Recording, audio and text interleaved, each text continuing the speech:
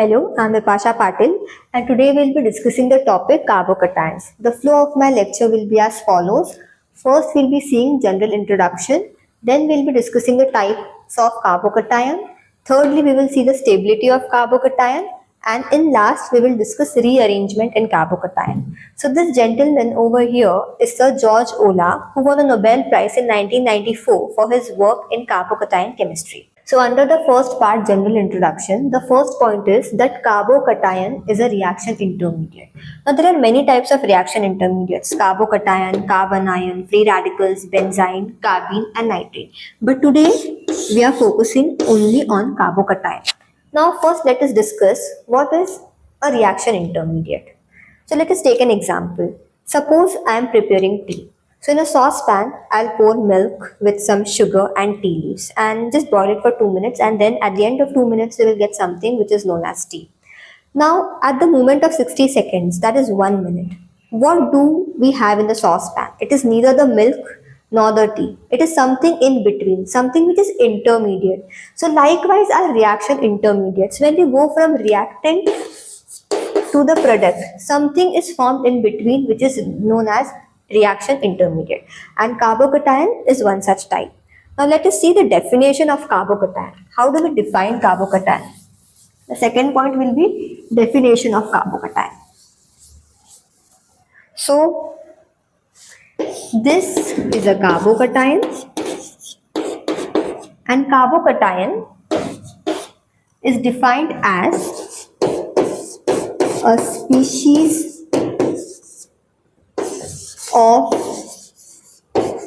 carbon atom in which the carbon atom bears a positive charge and has 6 electrons in its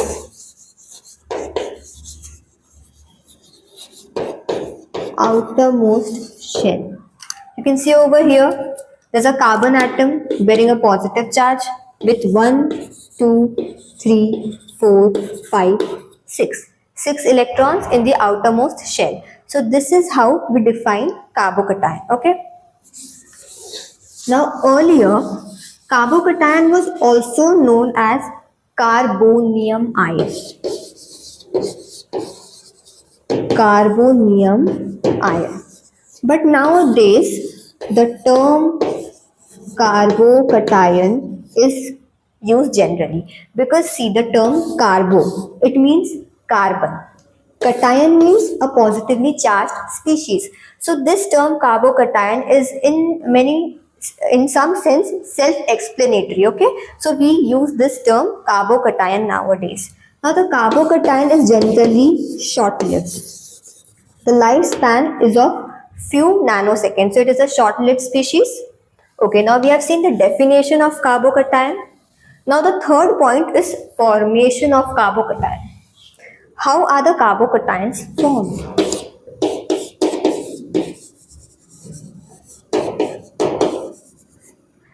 Now see, अब chemistry में क्या होता है कि कोई भी स्पीशीज जब फॉर्म हो रही है वो दो तरीके से फॉर्म हो सकती है, या तो बॉन्ड ब्रेक करके या तो बॉन्ड मेक करके. तो जो कार्बोकटायन है वो बॉन्ड ब्रेकिंग से फॉर्म होता है, बॉन्ड फिजन से फॉर्म होता है. और बॉन्ड फिजन कौन से होते हैं? Homolytic, heterolytic. Heterolytic fission, homolytic fission. अब होमोलिटिक फिजन कब होगा, हेट्रोलिटिक फिजन कब होगा, ये रिएक्शन कंडीशंस की बात है, वो हम बाद में पढ़ेंगे. लेकिन होमोलिटिक फिजन में होता क्या है? ए और बी, ये दो एटम्स हैं, इनके बीच में कोवैलेंट बॉन्ड बना है. ए और बी का जो इलेक्ट्रोनेगेटिविटी है वो सेम है. तो जब रिएक्शन कंडीशंस ऑप्टिमम होंगी और ए और बी का बॉन्ड हमें ब्रेक करना होगा, तो ये किस तरीके से होगा? ये सिमेट्रिकली ब्रेक होगा. एक इलेक्ट्रॉन ए के पास आएगा और एक इलेक्ट्रॉन बी के पास आएगा। इस केस में हमें क्या मिला है, फ्री रेडिकल्स मिले हैं।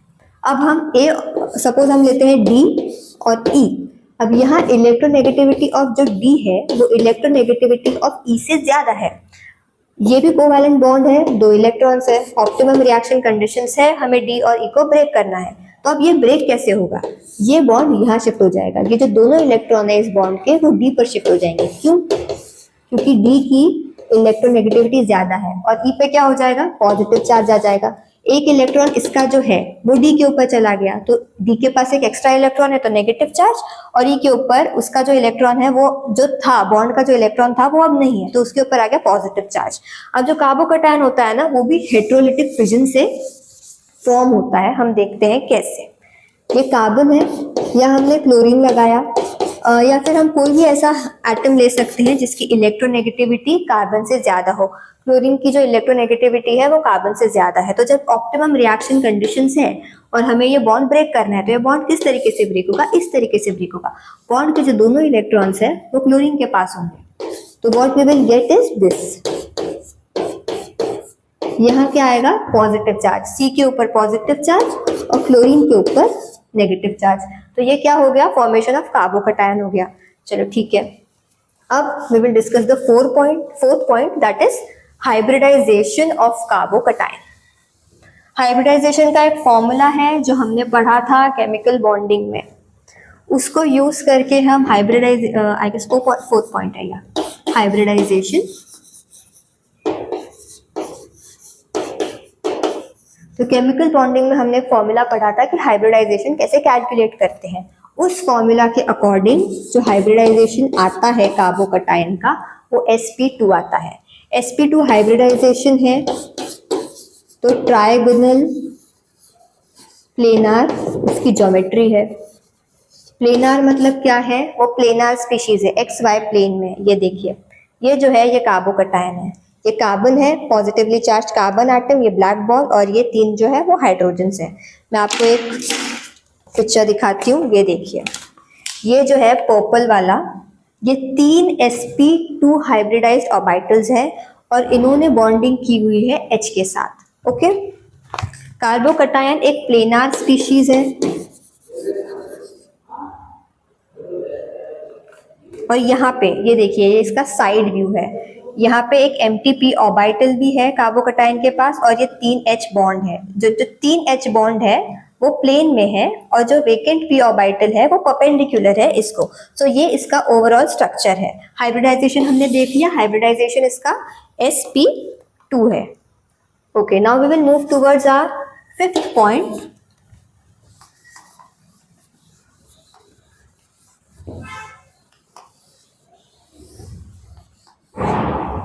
that is electrophilic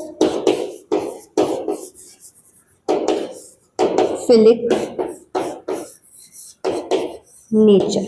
अब देखिए, carbocation 1 2 3, count the number of electrons, 1 2 3 4 5 6 electrons है। ये क्या है, 8 इलेक्ट्रॉन्स होना चाहिए पर है क्या, 6 electrons. So this is electron deficient species. अब इसके पास इलेक्ट्रॉन्स नहीं है, इसीलिए इसे इलेक्ट्रॉन लविंग स्पीशीज भी कहते हैं। इलेक्ट्रोफिलिक मतलब इलेक्ट्रॉन लविंग। कार्बोकैटायन 6 इलेक्ट्रॉन्स है, चाहिए उसको 8 इलेक्ट्रॉन्स, तो ये भी इलेक्ट्रॉन डेफिशिएंट स्पीशीज है। तो जहां भी इसे इलेक्ट्रॉन्स दिखेंगे ये खिंचा चला जाएगा। हम आगे चल के कुछ रिएक्शंस पढ़ेंगे 12th में, जैसे सब्स्टिट्यूशन रिएक्शन, SN1 रिएक्शन होता है, उसमें हम कार्बोकैटायंस यूज करते हैं। कार्बोकैटायंस हमें एडिशन रिएक्शंस में भी देखने को मिलेंगे। सो 12th में हम डिस्कस करेंगे सब्स्टिट्यूशन रिएक्शंस, वहाँ और ज़्यादा हम इसके बारे में पढ़ेंगे। अब हम हमारा 6th कैरेक्टर देखते हैं, दैट इज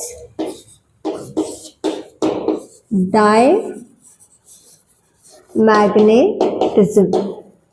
डायमैग्नेटिज्म क्या होता है, अब देखिए, कार्बोकैटायन के पास 3 sp2 हाइब्रिडाइज्ड ऑर्बिटल्स है। ये हम बना रहे हैं यहाँ पे 3 sp2 हाइब्रिडाइज्ड ऑर्बिटल्स, और इलेक्ट्रॉन कितने हैं, 6 इलेक्ट्रॉन्स। तो जब हम इसको फिल करते हैं 1 2 3 4 5 6, ऑल इलेक्ट्रॉन्स आर पेयर्ड, सारे इलेक्ट्रॉन्स पेयर्ड हैं। और जब किसी स्पीशी में सारे इलेक्ट्रॉन्स पेयर्ड होते हैं तो वो स्पीशीज जो है वो मैग्नेटिक फील्ड में डिफ्लेक्ट नहीं करता है। सपोज अगर किसी में ऐसा होता 5 इलेक्ट्रॉन्स ही होते हैं तो वो डिफ्लेक्ट करता मैग्नेटिक फील्ड में, लेकिन यहाँ 6 इलेक्ट्रॉन्स है, सारे पेयर्ड है, इसीलिए ये स्पीशीज जो है वो मैग्नेटिक फील्ड में डिफ्लेक्ट नहीं करेगा। So carbocation do not deflect in magnetic field. So हम ऐसा लर्न कर सकते हैं कि diamagnetic do not deflect as D³ और D3, ऐसे मैंने लर्न किया था। अगर आपके पास और कोई बेटर नेमोनिक है ऐसे लर्न करने का, so you can use that. So अभी हमने इसका जनरल इंट्रोडक्शन जो है वो देख लिया है। अब हम सेकेंड पॉइंट जो है हमारे, सेकेंड पार्ट जो है हमारे लेक्चर का, टाइप्स ऑफ कार्बोकैटायन, उसके ऊपर जाते हैं। Types of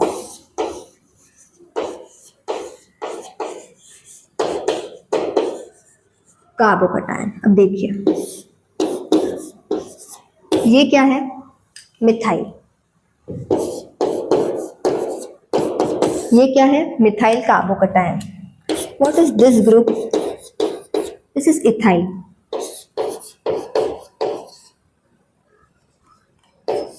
And this is ethyl carbocation. Now see this one, 1, 2, 3.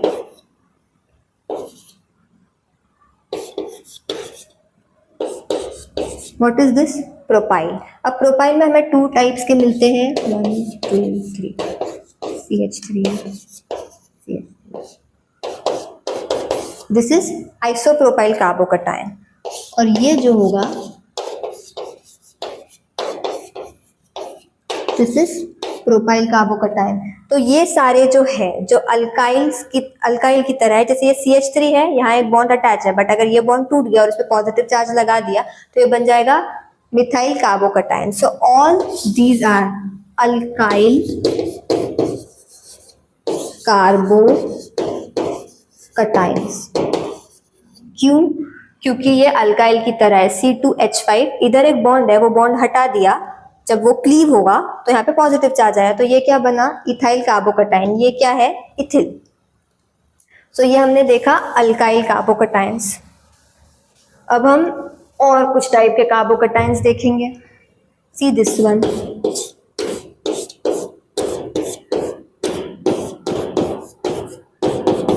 ये क्या है, ये एक बेंजाइल कार्बोकैटायन है। ओके, सी दिस वन, ये बेंजीन कार्बोकैटायन है। अब ये इनको कहते हैं अराइल कार्बोकैटायंस। क्यों? क्योंकि इसमें अरीन है, ये अरीन है, ये अरीन है, so these are aryl carbocations. Okay, अब हम और देखते हैं, थोड़ा और एक टाइप देखते हैं।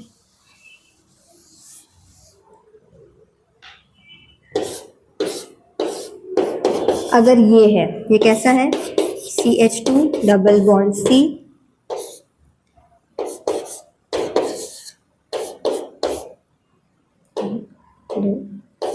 दिस, ये जो कार्बन है, what is this? This is allylic carbon.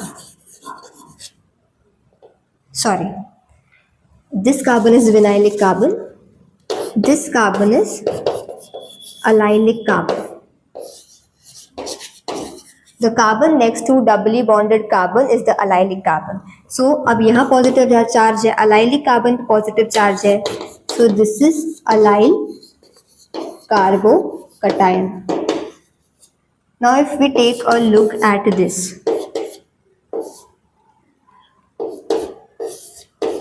जो डबली बॉन्डेड कार्बन होता है उसे हम कहते हैं विनाइल कार्बन। सो अब विनाइल कार्बन के ऊपर पॉजिटिव चार्ज है तो ये होगा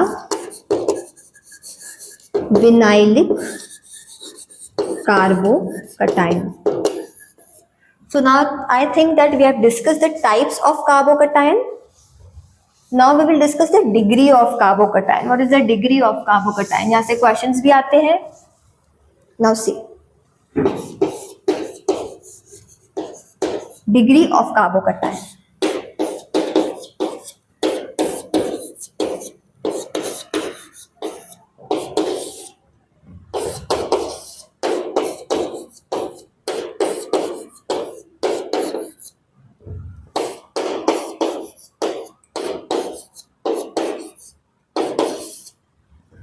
Now, what is the degree of this carbocation?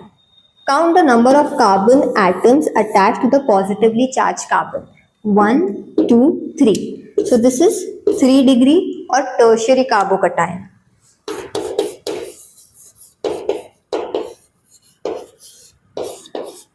Here, count the number of carbon atoms attached to the positively charged carbon. It's 2. So this is 2 degree carbocation or secondary carbocation. Now here count the number of carbon atoms attached to the positively charged carbon atom. Only 1. So this is 1 degree or primary carbocation. So basically what is degree of carbocation? The number of carbons attached to the positively charged carbon atom is the degree of carbocations. अब मैं आपसे एक बहुत ही interesting question पूछती हूँ. See this. Tell me the degree of this carbocation. No carbon atoms attached to the positively charged carbon. So this is 0 degree carbocation. Sorry, 0 degree. Yeah, this is 0 degree carbocation. अब exam में जो questions आएंगे ना वो इतने simple नहीं आएंगे. देखिए आपको ऐसा स्ट्रक्चर बना के दे देंगे, बोलेंगे इसकी डिग्री बताओ, कोई भी स्ट्रक्चर, इसकी डिग्री बताओ. ऐसे कार्बन्स नहीं देंगे आपको. Okay, so you have to imagine कि यहाँ एक कार्बन है, ये पॉजिटिवली चार्ज है, फिर यहाँ एक कार्बन होगा, यहाँ एक कार्बन होगा और यहाँ एक कार्बन होगा, तो ये 3 डिग्री होगा. You have to imagine it like this in the exams. Okay,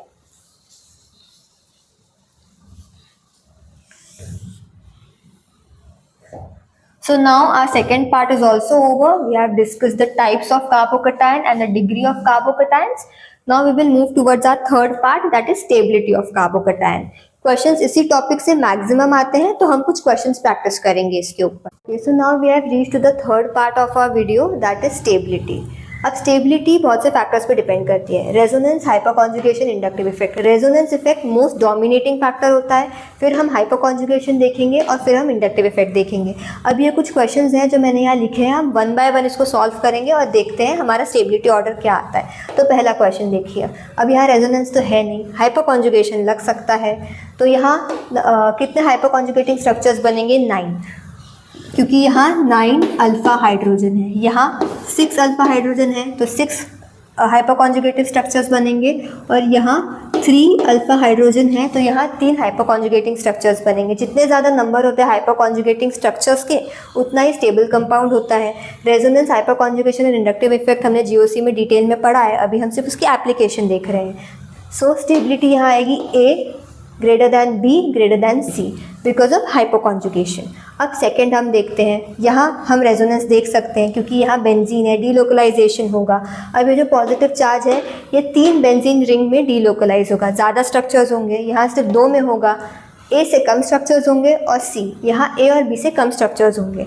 तो फिर स्टेबिलिटी इसका A greater than B greater than C ऐसा आता है. अभी जो थर्ड क्वेश्चन है इसे देखिए. यहाँ मैंने OH के ऊपर लोन पेयर्स दिखाए हैं, इसीलिए आपको ये स्ट्राइक हो सकता है कि यहाँ पॉजिटिव चार्ज है, यहाँ लोन पेयर है, तो यहाँ कॉन्जुगेशन होगा. लेकिन एग्जाम में वो यहाँ पे लोन पेयर नहीं दिखाएंगे, आपको ऐसे ही दिया जाएगा. तो ये स्ट्राइक होना कि यहाँ कॉन्जुगेशन होगा, ये थोड़ा हार्ड है. तो अभी देखिए, यहाँ इस कार्बोकटायन में बैक बॉन्डिंग हो रही है, कॉन्जुगेशन हो रहा है जिसकी वजह से ये स्टेबलाइज्ड है। यहाँ हम देखते हैं तो रेजोनेंस नहीं है, हाइपर कॉन्जुगेशन है, 6 अल्फा हाइड्रोजन्स है, लेकिन कॉन्जुगेशन ऑब्वियसली कॉन्जुगेशन की वजह से ऑब्वियसली ये ज़्यादा स्टेबल होगा, ये मोर डोमिनेटिंग फैक्टर है, तो यहाँ A is greater than B। Okay, अब हम फोर्थ क्वेश्चन देखते हैं।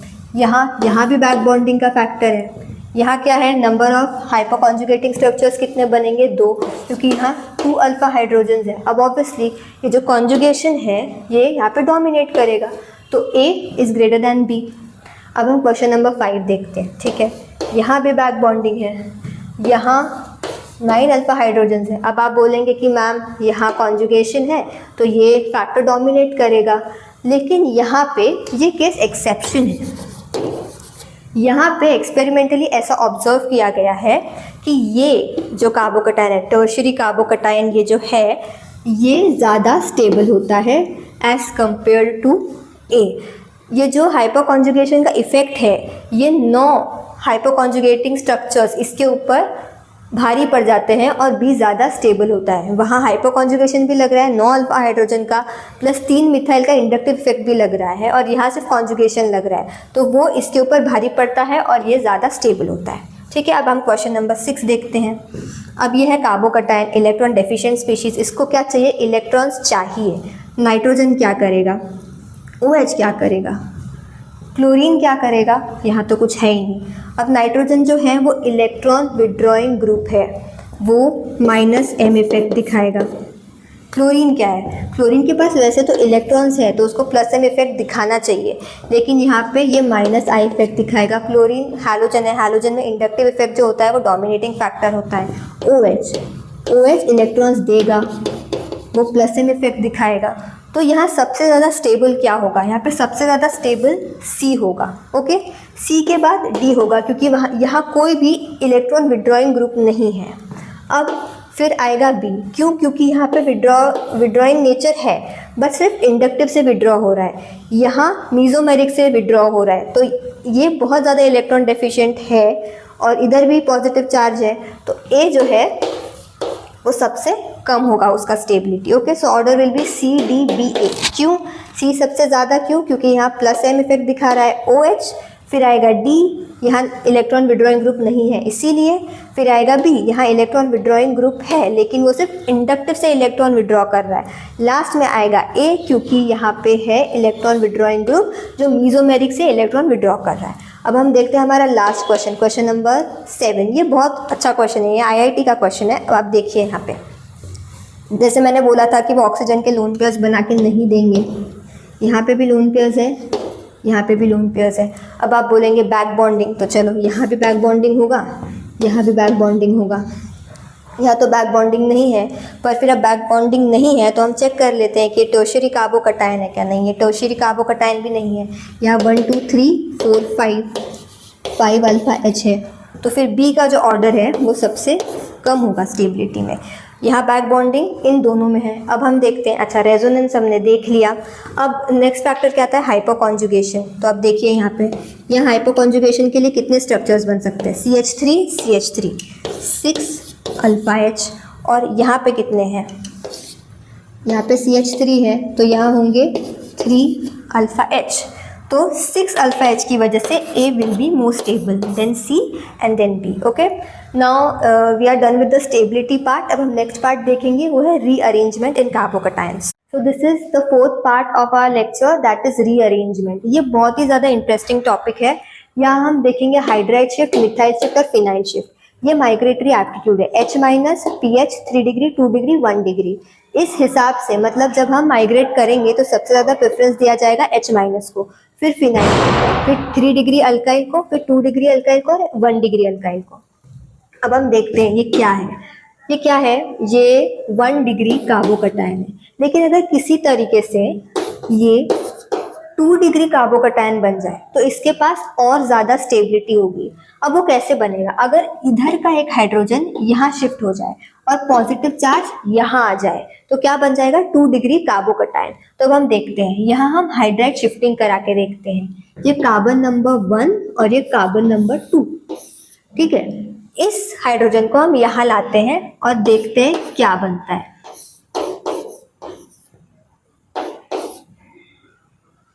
यहाँ पॉजिटिव चार्ज, यहाँ एक H और यहाँ CH3। तो अब हमें क्या मिला, 2 डिग्री कार्बोकटाइन मिला, ये ज़्यादा स्टेबल है, ठीक है। तो इसीलिए यहाँ पे हमने कराई है 1,2 हाइड्राइड शिफ्टिंग। अब ये देखिए क्वेश्चन नंबर 2, ये क्या है, ये भी 1 डिग्री कार्बोकटाइन है। अगर किसी तरीके से ये पॉजिटिव चार्ज यहाँ शिफ्ट हो जाता है तो इसकी डिग्री चेंज हो जाएगी, लेकिन उसके लिए हमको क्या करना पड़ेगा, हमको इस पूरे मिथाइल ग्रुप को यहाँ लाना पड़ेगा। तो हमें क्या करवानी पड़ेगी, ये कार्बन नंबर 1 है, ये कार्बन नंबर 2 है, तो हमें करवानी पड़ेगी 1,2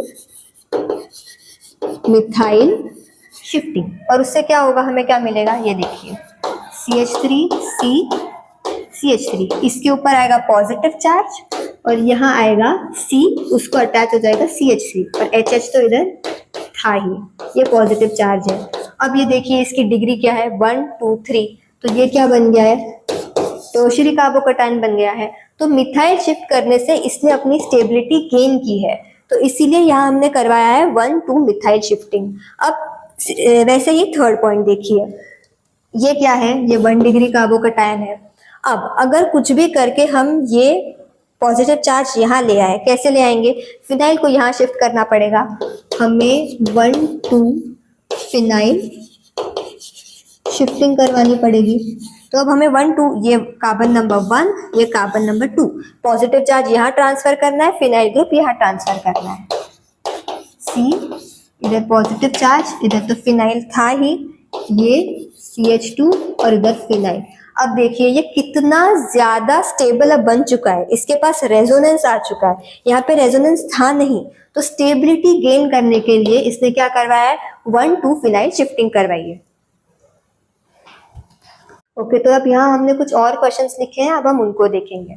ये 1 डिग्री कार्बोकटाइन है, अब ये कार्बोकटाइन अपना पॉजिटिव चार्ज यहाँ शिफ्ट करने की कोशिश करेगा और ज्यादा स्टेबिलिटी गेन करेगा।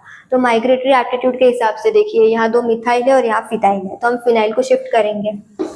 हम करवा रहे हैं फिनाइल शिफ्टिंग, तब हमें क्या मिलता है, देखिए CH3 C positive charge, CH3 CH2 और यहाँ पे फिनाइल।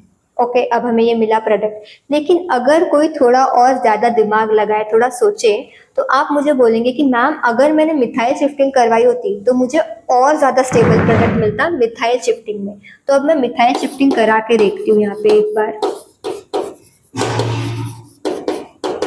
ठीक है। अब हम मिथाइल शिफ्टिंग करवाते हैं।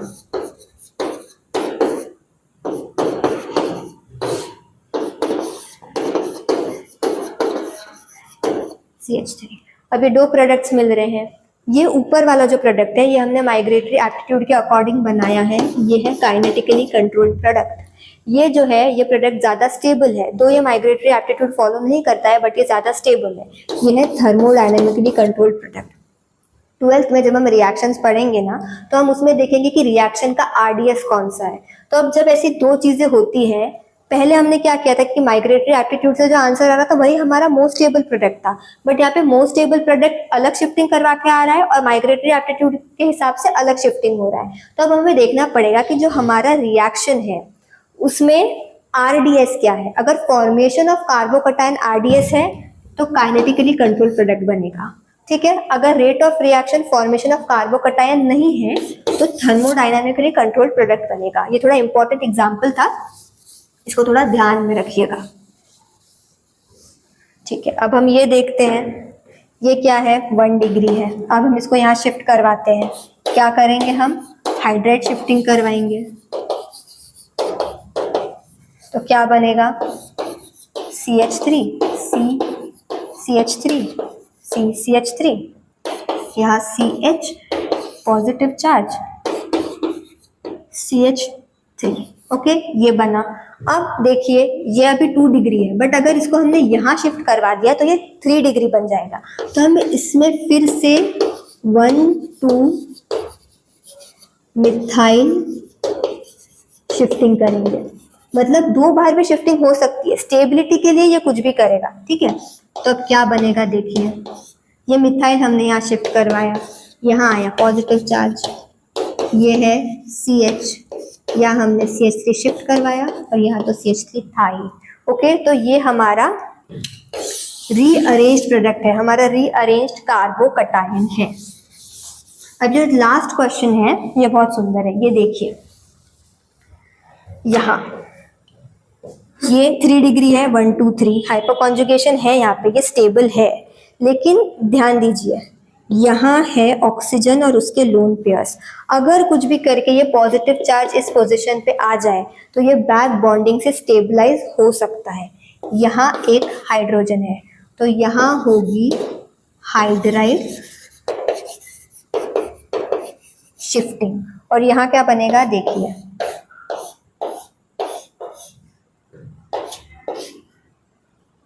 ये हाइड्रोजन जो है यहाँ चला जाएगा, हम इसको दिखा नहीं रहे हैं, और यहाँ आ जाएगा पॉजिटिव चार्ज क्योंकि ये this is stabilized by back bonding. Okay, I hope ये क्वेश्चन आपको समझ में आया हो।